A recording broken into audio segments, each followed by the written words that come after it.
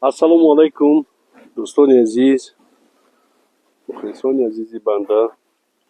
Ин саҳаргоҳӣ бахти бузурге насиб шуд, ки ана ба зиёрати оромгоҳи падару модари азиз биёям ва баъди дасти дуо бардоштан хостам ду ҷумла бо шумо суҳбат бикунам.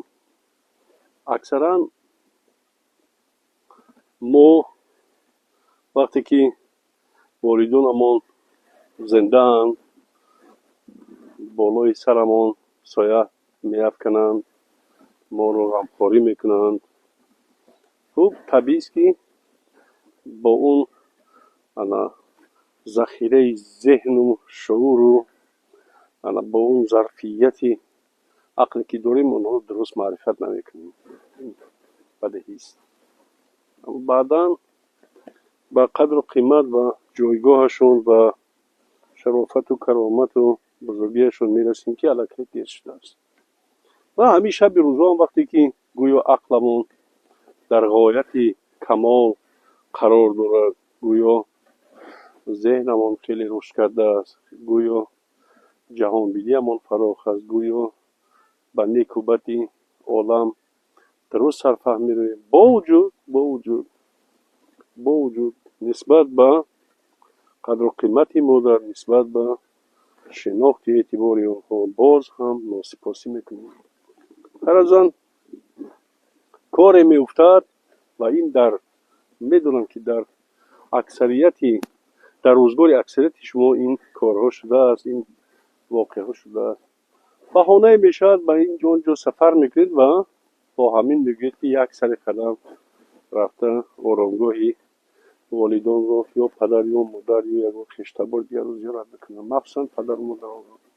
яъне тавассути кадом як кори дигаре ин амри воқеъ мешавад. ҳамтун махсус омадану махсус зиёрат кардани оромгоҳи волидон ва бо онҳо каме баъди дуо каме суҳбат кардан хеле кам муяссар мешавад. ин одати мо аст. ин одат аст. ин чуноне ки стереотип ё ақидаи шахшудаи дигаре дорем, ки ҳоло дар зиндагиамон, албатта дар зиндагии падару модар албатта мегӯем, ки ҳоло вақташ мерасад ва мо хидмати падару модарро мекунем, ба қадрашон мерасем, аммо як вақт мебинем, ки аллакай дер шудааст. инам як кӯтаҳии ақли одамист, кӯтаҳии харади инсонист.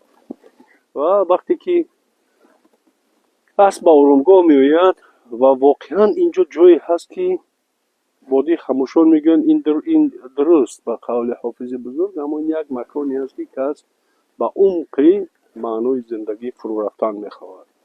яъне хеле амиқтар мехоҳад дарк бикунад, ки ин зиндагӣ барои инсон чиҳо эҳдо кардааст, чиҳо эҳдо накардааст ва умуман мехоҳад як кӯшише бикунад барои фаҳмидани рози олам, рози дунёро, рози сарои панҷро, рози сепеҳро, ончунон ки фирдавсии бузург дар шоҳнома мегуфт. азбас ки барои фаҳми инсон даст норас аст, касе онро ба рози ин дунё дар нарасидааст. инро хаёма мегӯяд. фирдавсии бузург дар шоҳнома мегӯяд, ки ҳамин ниҳои дар достонҳои зиёдаш, ки мо он достонҳоро албатта мутолиа мекунем ва барномаам дорем, агар хабар дошта бошед, силсила барномаҳои тафсирии шоҳномаи бузурги абулқосим фирдавсӣ мегӯяд, ки ҳамин дар мавриди панду андарз фирдавсӣ 4 чизро дарс мекунад. азбаски ҷаҳон, рози ҷаҳон барои фаҳми инсон даст норас аст, пас инсон бояд ҳамеша аз марг андеша бикунад, аз марг ҳамеша биандешад. чун аз марг андеша кардан касро ба бештар расидан ба қадри зиндагӣ водор мекунад. ин як. дуюм, ба қадршиносии онҳое ки ба кас азиз ҳастанд, пеш аз ҳама падару модар талқин мекунад, такон медиҳад. ва سیوم اینکه انسان باید همیشه به کاری نیکی کردن کمر همت ببندن، مدام نیکی بکنند. و چهارم بی‌آزار باشد.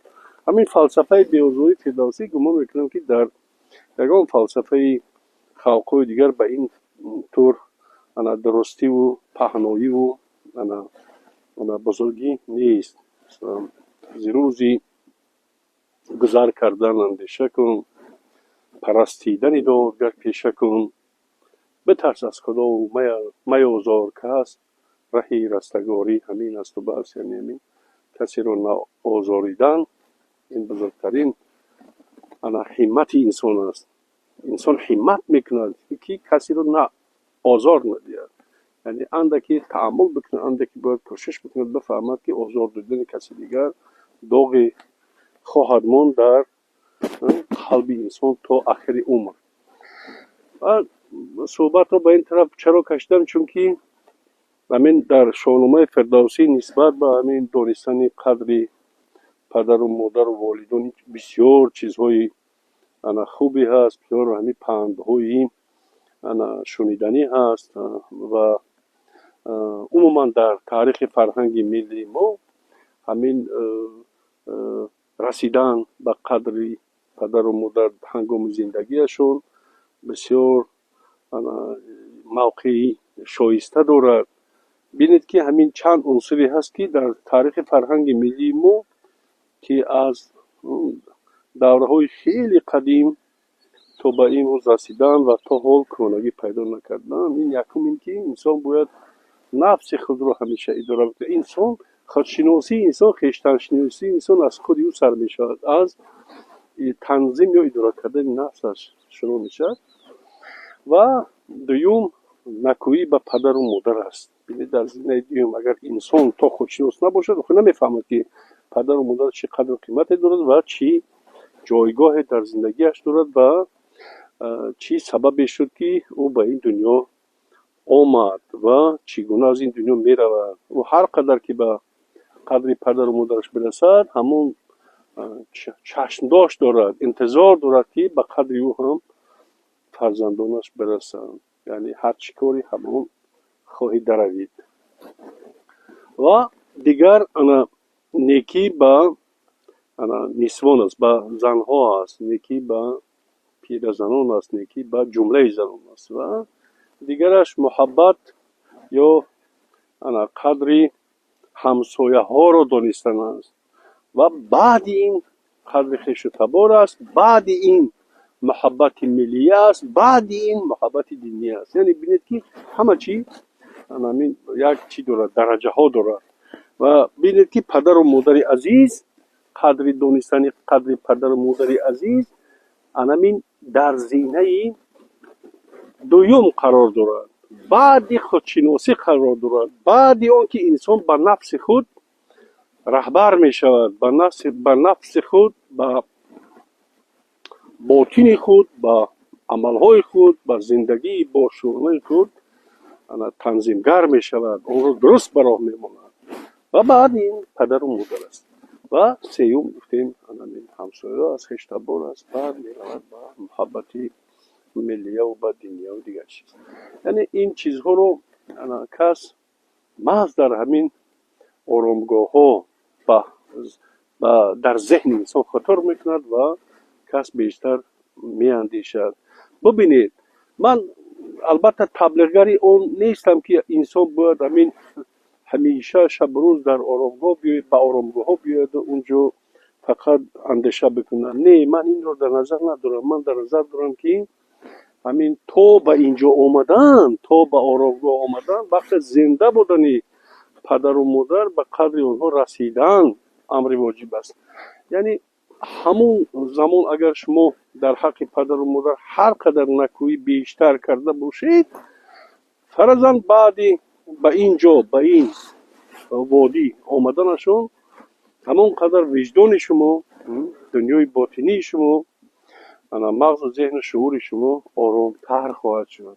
یعنی افسوس نمیخورید که چرا این کار را نکردم، چرا این خیلی امکانیت بود اما همون امکانیت رو برای خدمت والدان استفاده نکردم. آن همین چیز بسیار مشکلی عظیم است.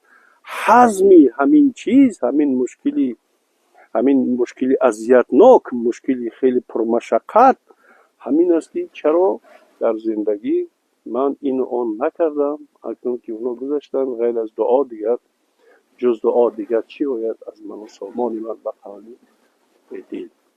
از همین سبب همین پدر و مادر رو بسیار میخوام که با بهانه ها نه، البته چه کاری شد بر من آمدم و زیارتی آرامگاه پدر و مادر کردم. آدمو من بسیار میخوام که مخصوص همین بشینی در یک ماشین همین خیلی رای بکنی که همین خیلی مقصد گذاری که هدف بگذاری که بروم و پدر و مادر رو زیارت بکنم. اما این گونه کارها خیلی کم اتفاق میافتد متاسفانه. و اینجا در اینجا مادر بزرگواری من خفته است، اونجا پدر بزرگواری من، هر دو پهلوی هم دیگرند. و یک مسئله به یادم آمد. این مسئله خیلی پهن شده است که وقتی که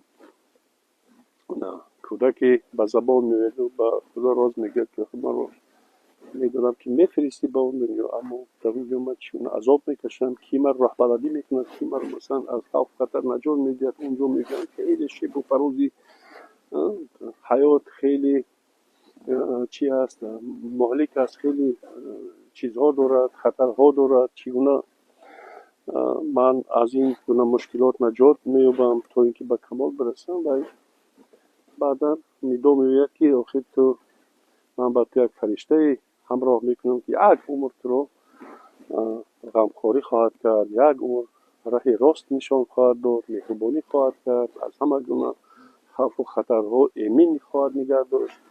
و میگه قلم نامش میگه من نام ندارد. من میگه این همین با اون دنیا که رسیدی اولین سخنی که تو یاد میگیری همون نام همون فرشته است، یعنی مادر است. چقدر مادر شخصیتی بزرگی است که اون رو مثلا همون شاعری، یک شاعری ما هم از همین فرشته رو به مادر تشبیه کرده است. البته پیش از این هم بودند اما خیلی زیبا است. مادر فرشته بود ولی بال و پر نداشت، شاید که داشت بال و پر ما خبر نداشت. همون آذر سلیم است. و البته این گرچه تشبیهی نام نیست اما در افاده معنا شاید خیلی کندکاری کرده است، به قول خیلی زیبا همون تناسبی معنا رو نگه داشته است و شعر خوب کرده است. خوب، من این صحبت خیلی کوتاه بود. روز خیلی روزی خوب است، ابر است در وادی وخش. این گونه روزهای سلقین در این ایام، در این اواخر ماه اپریل خیلی کم اتفاق میافتد. اینجا عادتا وادی خیلی گرم است و اگر همین گرمی ها از ماه اپریل که سر میشن تا ماه سپتامبر و اکتبر ادامه میکنند. این بالای تپه خیلی شمالک میوزد. بینید که این چیزها علف ها همین چی میکنند، در علف ها رو بیو نوازش میکنند. این شمال از دور صدای کدام پرنده میوید، چاوک است نمیدونم یا چغاوک میگویند. این پرنده ها پرواز میکنند و اینجا یک مکانی هست که خیلی عصب آدم رو آرام میکنند. همین بسیار مهم است. جایی است که عصب انسان رو آرام میکند و کس رو وادار میکند که باز هم عمیق‌تر، فراختر، گسترده‌تر از معنای زندگی اندیشه کند. سلامت و سربلند باشید دوستان عزیز.